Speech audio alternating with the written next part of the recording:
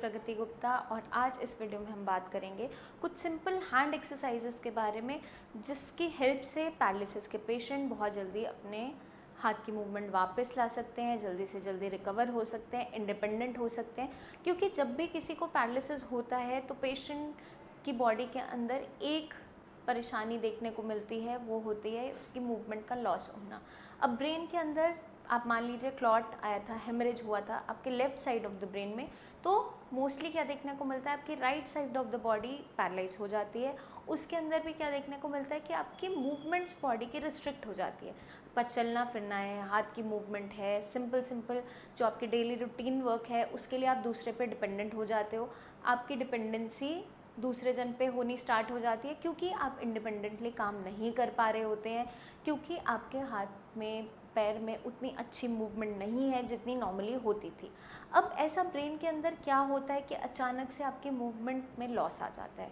Brain के अंदर अगर हेमरेज होता है या फिर क्लॉट आता है, ब्रेन के अंदर या तो नस फट जाती है हाई ब्लड प्रेशर की वजह से, किसी इंजरी की वजह से, या फिर ब्रेन के अंदर अगर क्लॉट तैयार होता है, उन पेशेंट्स में क्लॉट फॉर्मेशन ज़्यादातर देखने को मिलती है जो ऑलरेडी सफ़र कर रहे होते हैं हाई कोलेस्ट्रॉल वैल्यूज़ से, साथ के साथ बीपी या शुगर के मरीज़ भी होते हैं, उनके अंदर ज़्यादा चांसेस होते हैं क्लॉट फॉर्मेशन की। दोनों में से कोई भी कंडीशन अगर तैयार होती है, चाहे आपका ब्रेन के अंदर हेमरेज हुआ है या क्लॉट फॉर्मेशन हुआ है, उन दोनों ही कंडीशन के अंदर एक कॉमन सिम्टम देखने को मिलता है आपकी मूवमेंट्स में लॉस। चाहे आपका हाथ है, पैर है, आप नॉर्मली जितना काम करते थे अब नहीं कर पाते हैं, आपका उठना बैठना चलना फिरना हैम्पर हो जाता है, तो पेशेंट सबसे ज़्यादा डिप्रेस्ड फील करने लगता है, इरिटेबल हो जाता है, क्योंकि वो छोटे छोटे रूटीन वर्क के लिए, चाहे आपका खाना खाना है, पानी पीना है, वॉशरूम तक जाना है, उतना काम भी खुद से नहीं कर पा रहा होता है, दूसरे जनों पर डिपेंडेंट होता चला जाता है। उस कंडीशन से रिकवर करवाने के लिए पेशेंट्स को हमें कुछ एक्सरसाइजेज मैं आज आपको एडवाइस कर रही हूँ जो मदद करेंगी पेशेंट के हाथ के अंदर जल्दी से जल्दी रिकवरी लाने में। क्योंकि अक्सर देखने को क्या मिलता है, जब भी मैं पेशेंट देखती हूँ क्लिनिक पे, जो आपके बड़े जॉइंट्स होते हैं जैसे शोल्डर जॉइंट है, एल्बो है, ये जल्दी रिकवरी दिखाते हैं। इनकी एक्सरसाइजेज पेशेंट कुछ ना कुछ हद तक कर रहा होता है। सबसे ज़्यादा पीछे क्या रह जाता है, आपकी रिस्ट, फिंगर्स, एक्सटेंशन, इसी में सबसे ज़्यादा परेशानी देखने को मिलती है, क्योंकि यहाँ के जॉइंट्स जो होते हैं छोटे जॉइंट्स होते हैं, उनका इस्तेमाल बहुत ज़्यादा हैवी वर्क में नहीं किया जाता है, छोटे छोटे फाइन मूवमेंट्स के लिए किया जाता है। तो सबसे मुश्किल रिकवरी इस ही जॉइंट की देखने को मिलती है।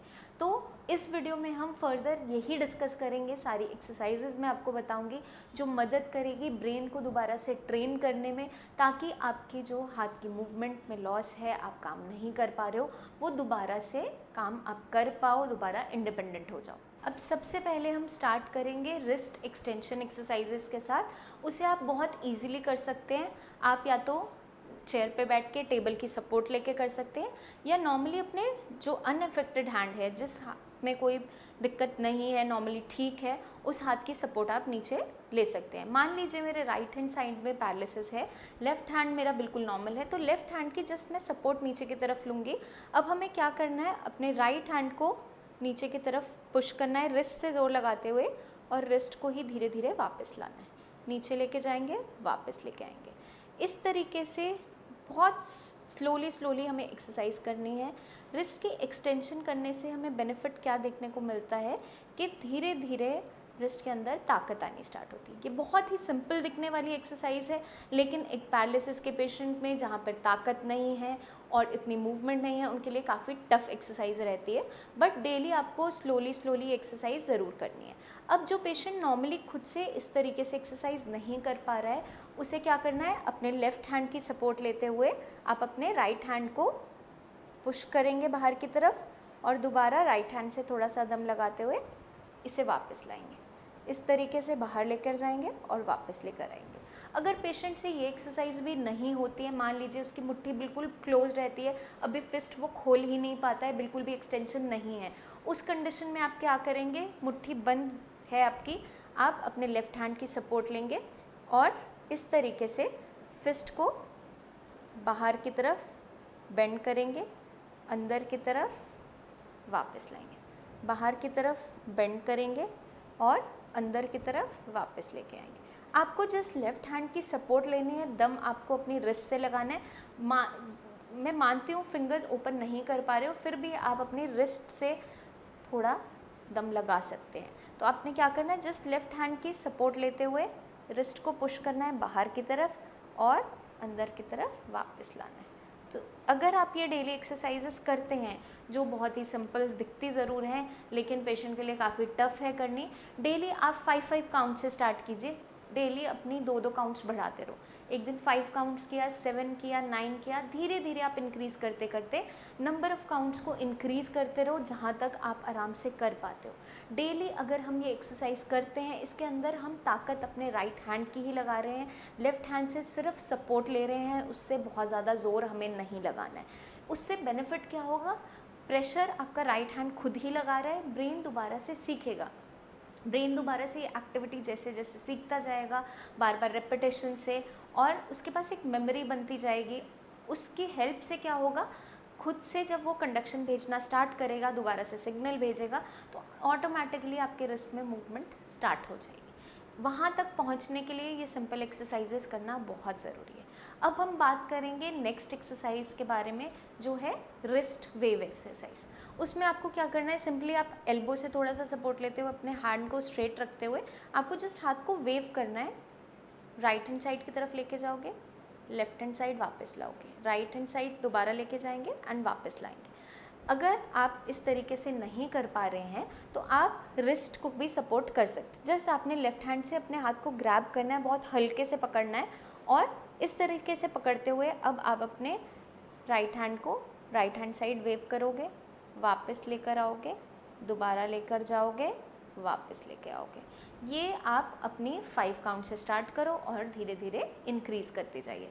तो ये सिंपल एक्सरसाइज मदद करेगी आपके फिंगर्स की मूवमेंट को वापस लाने में, हाथ की स्ट्रेंथ को वापस लाने में, रिस्ट में स्ट्रेंथ लाने में। क्योंकि कभी कभार क्या होता है, पेशेंट की रिस्ट बिल्कुल ड्रॉप कर जाती है इनिशियली, तो उसको सपोर्ट करने के लिए जब बिल्कुल बंद है तो आप अपने लेफ़्ट हैंड से हल्का हल्का पुश करते हुए ये एक्सरसाइज करवा सकते हैं।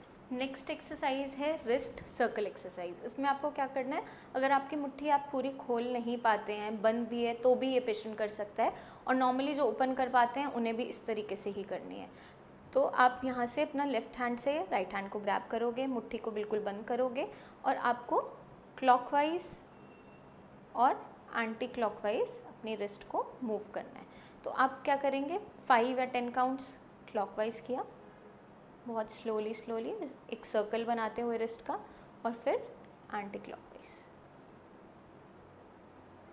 इस एक्सरसाइज से क्या होगा, पेशेंट की रिस्ट के अंदर स्ट्रेंथ वापस आनी स्टार्ट होगी और उसकी मूवमेंट और बेटर होती चली जाएगी। अब हम बात करेंगे फिंगर एक्सरसाइजेस के बारे में। फिंगर एक्सरसाइजेस के अंदर आप नॉर्मली या तो टेबल का सपोर्ट ले सकते हो, या अपने अनअफेक्टेड हैंड का, लेफ़्ट हैंड का सपोर्ट लेके आपको क्या करना है, अपने हाथ को जस्ट प्लेस करना है लेफ़्ट हैंड के ऊपर या टेबल के ऊपर, और आपको पाम को टेबल पे प्लेस करना है, अपने लेफ़्ट हैंड की सपोर्ट लेते हुए लेफ़्ट हैंड पे प्लेस करना है। जस्ट आपको अपनी फिंगर्स को ऊपर लेकर जाना है और नीचे वापस लाना है। फिंगर्स की मूवमेंट करोगे, आप रिस्ट मूव नहीं करोगे पूरी, पाम को नहीं उठाना है, हाथ के तले को नहीं उठाना है, सिर्फ उंगलियों को आप मूव करोगे, ऊपर लेके जाओगे, नीचे वापस लेके आओगे। अगर नॉर्मली आपसे ये एक्सरसाइज नहीं हो पा रही है तो आप क्या करेंगे, हाथ को ऐसे प्लेस करते हुए बाहर खोलने की कोशिश करोगे, मुट्ठी बंद करने की कोशिश करोगे, ओपन करोगे, क्लोज करने की कोशिश करोगे।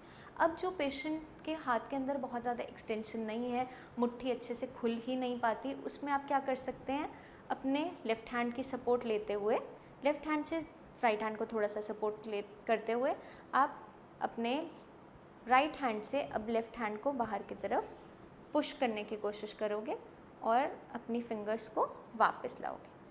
अब जो हमें एफ़र्ट लगाना है, आप कुछ एफ़र्ट आप अगर अपने एक्सटेंसर से लगा पा रहे हो, अपनी फिंगर से लगा पा रहे हो तो वेल एंड गुड। अगर नहीं हो पा रहा है तो आप अपने लेफ़्ट हैंड की सपोर्ट से, जो हाथ आपका बिल्कुल ठीक है, नॉर्मल है, अपने राइट हैंड की अगर मुट्ठी बंद भी है तो आप क्या करेंगे, इसको पुश करने की कोशिश करेंगे और वापस लाएंगे, बाहर की तरफ पुश करेंगे, वापस लेकर आएंगे। अब हम बात करेंगे नेक्स्ट फिंगर एक्सरसाइजेस के बारे में, फिंगर स्प्रेड एक्सरसाइज। उसके अंदर हमें क्या करना है, या तो हम एल्बो को सपोर्ट कर सकते हैं, एल्बो को टेबल के ऊपर प्लेस कर सकते हैं, या अपने लेफ्ट हैंड के ऊपर प्लेस करते हुए हमें क्या करना है, अपने फिंगर्स को बाहर की तरफ ओपन करना है, वापस लाना है, ओपन करना है, वापस लाना है। इसे हम कहते हैं फिंगर स्प्रेड एक्सरसाइज। और इसके अंदर दो तरीके से होती है, एक होती है फिंगर एबडक्शन मतलब बाहर की तरफ लेके जाना, और एक होती है फिंगर एडक्शन मतलब वापस लेके आना। तो हमें इसी पैटर्न को बार बार करना है। पहले हम बाहर की तरफ लेके जाएंगे, स्प्रेड करेंगे और वापस लाएंगे, बाहर की तरफ लेके जाएंगे, वापस लाएंगे।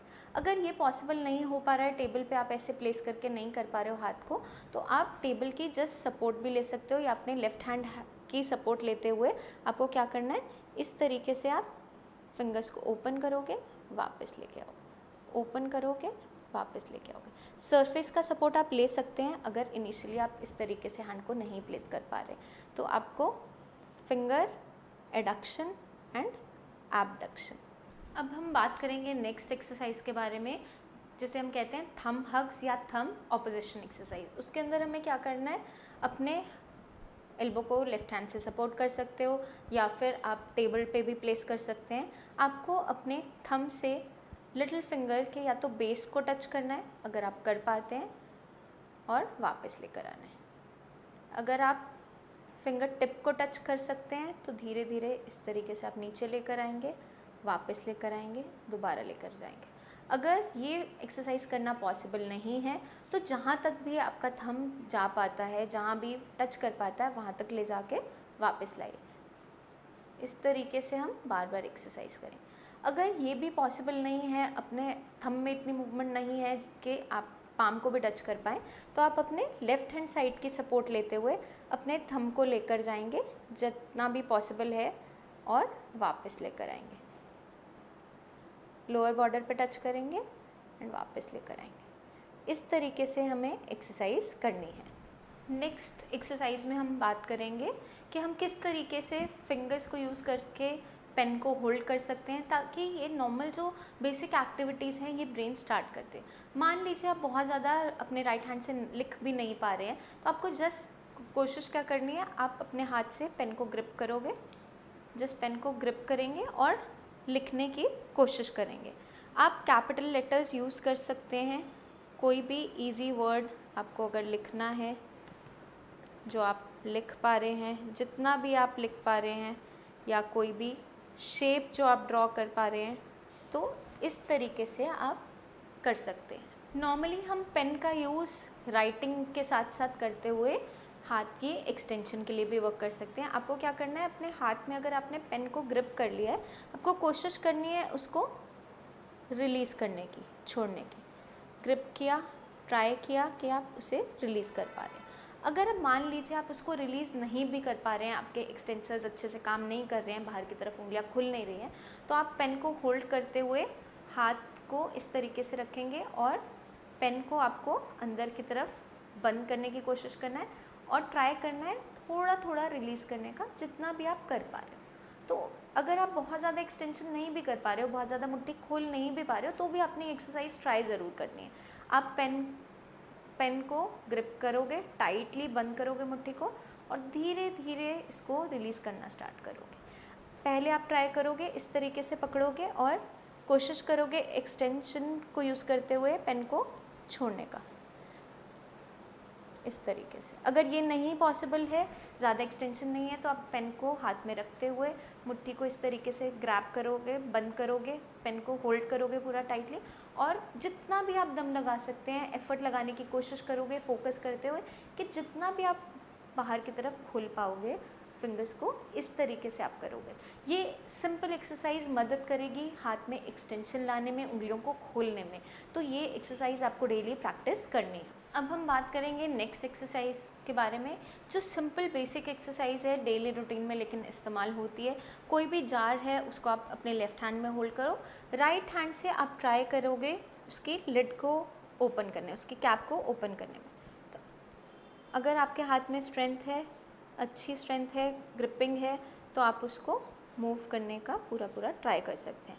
अगर ये पॉसिबल नहीं है पेशेंट के लिए तो जस्ट अगर आपके हाथ में इतनी स्ट्रेंथ नहीं है कि आप उसकी लिड को ओपन कर पा रहे हो, उसकी कैप को ओपन कर पा रहे हो, तो आपने जस्ट अपने हाथ को प्लेस करना है लिड पे और ऐसे ग्रैस्प करने की कोशिश करना है और रिलीज़ करने की कोशिश करना है। उसे आप पकड़ोगे और छोड़ने की कोशिश करोगे, होल्ड करोगे, छोड़ने की कोशिश करोगे। और इसको ईजी और टफ़ बनाने के लिए आप डिफरेंट साइज़ ऑफ जार्स इस्तेमाल कर सकते हो। छोटे बॉटल से लेके बड़ी बॉटल तक यूज़ कर सकते हो। उससे क्या होगा कि आपकी ग्रिपिंग और बेटर होती चली जाएगी।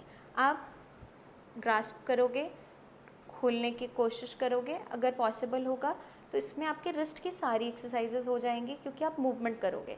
अगर ये नहीं पॉसिबल है तो सिर्फ आप ग्रास्प करने की कोशिश करोगे लिड को और रिलीज़ करोगे। अब अगर ये भी नहीं हो पा रहा है तो आप अपने राइट हैंड से इसको होल्ड करने का ट्राई करोगे और रिलीज़ करने का कोशिश, यहाँ से सपोर्ट लोगे और छोड़ने की कोशिश करोगे। तो ये जो बेसिक सिंपल एक्सरसाइजेज हैं ये डेली रूटीन में भी यूज़ होने वाली हैं और नॉर्मली जब एक्टिविटीज़ हम करवाते हैं ब्रेन से तो ब्रेन नए पाथवेज जनरेट करता है, कोशिश करता है, क्योंकि कहीं ना कहीं उसके ब्रेन के अंदर ये मेमोरी ऑलरेडी प्रेजेंट है क्योंकि हम पहले ये एक्टिविटीज़ करते थे।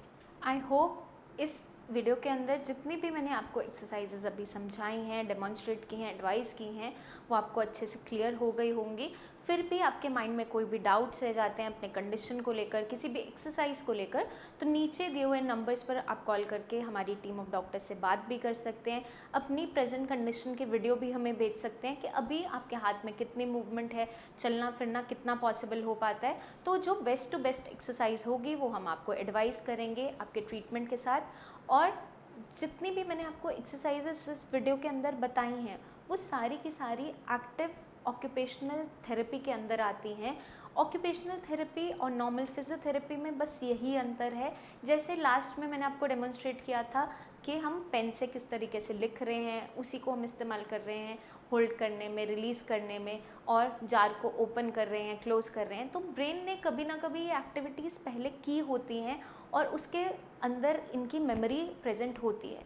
और जब हम ये दोबारा एक्टिविटीज़ ब्रेन से करवाते हैं तो ब्रेन के पास दोबारा से वो मेमोरी बननी स्टार्ट होती है, न्यू पाथवेज बनने स्टार्ट हो जाते हैं, क्योंकि ब्रेन का जो हिस्सा डेड हो चुका है आफ्टर स्ट्रोक, जहाँ पर क्लॉट आया या हेमरेज हुआ है, वो दोबारा फंक्शन करने लायक नहीं बचता है। लेकिन जो बाकी हेल्दी ब्रेन है उसके अंदर नए नए पाथवेज जनरेट होने स्टार्ट हो जाते हैं इन्हीं एक्टिविटीज़ की रेपिटेशन के साथ। तो अगर हम ये एक्टिविटीज़ जो डेली लाइफ में हम ऑलरेडी कर रहे होते हैं यही हम पेशेंट को करने के लिए दोबारा बोलते हैं, मोटिवेट करते हैं, तो ब्रेन जल्दी रिकवर करना स्टार्ट करता है क्योंकि ब्रेन के पास ऑलरेडी इनकी मेमोरी प्रेजेंट है। तो हमें इसी तरीके से एक्टिविटीज़ पेशेंट को करवानी है और एक्टिव एक्सरसाइजेस करवानी है। जितनी भी एक्सरसाइजेस आपने देखी होंगी, मैंने आपको सिखाई हैं, उसके अंदर किसी और की ताकत हम नहीं लगवा रहे हैं। अगर हम अपना अनएफेक्टेड हाथ इस्तेमाल कर भी रहे हैं जिसके अंदर पैरालिसिस नहीं है, जो बिल्कुल फाइन है,